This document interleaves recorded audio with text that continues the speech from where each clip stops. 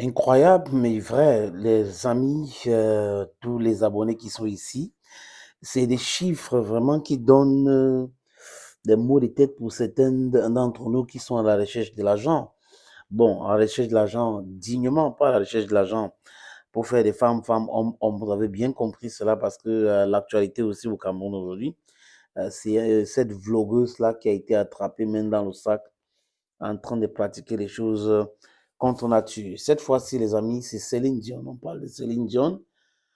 Céline Dion qui touchera comme ça 2 millions d'euros pour l'ouverture des Jeux Olympiques 2024 à Paris. Et pendant ce temps, la Française d'origine africaine ou malienne, si vous voulez bien, touchera 700 000 euros. Et là, ça grogne.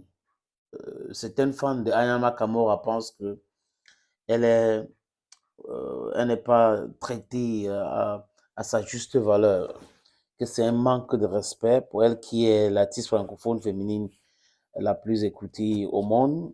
Et on sait aussi que Céline Dion, c'est l'artiste américaine, canado-américaine, à avoir plus de gros chiffres avec des albums français dont le premier avait 10 millions de ventes. Donc, on compare les deux et on commence à vous expliquer des choses. Quand on voyait Céline Dion déjà à Paris, on savait que peut-être qu'il devait avoir quelque chose. Donc, ça veut dire que le comité olympique français avait déjà contacté Céline Dion pour l'ouverture de ces Jeux olympiques. Vous savez qu'il y avait une polémique autour d'Ayana Kamura. Est-ce que c'est elle qui devait représenter, pas elle, elle aussi. Et avec la présence aussi de Lady Gaga, donc beaucoup de personnes se posaient la question, est-ce que c'est Lady Gaga? Est-ce que c'est Céline Dion? Est-ce que c'est uniquement Ayana Kamura? Beaucoup de discussions dans ce sens, les amis. Mais l'information qu'il faut retenir, c'est que Céline Dion touchera à peu près 1,3 milliard de francs CFA et Ayana Kamura va toucher comme ça 455 millions de francs CFA. Et Ayana Kamura ne va plus interpréter Edith Piaf parce qu'il y a eu beaucoup de revendications, trop de controverses.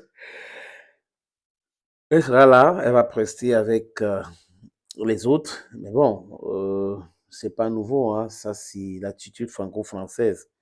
Même les pays africains qui ont été colonisés par la France se comportent exactement de la même façon. C'est-à-dire, les artistes qui viennent d'ailleurs sont bien traités, mieux lotis. Et les artistes du terroir ne sont pas respectés à leur juste valeur.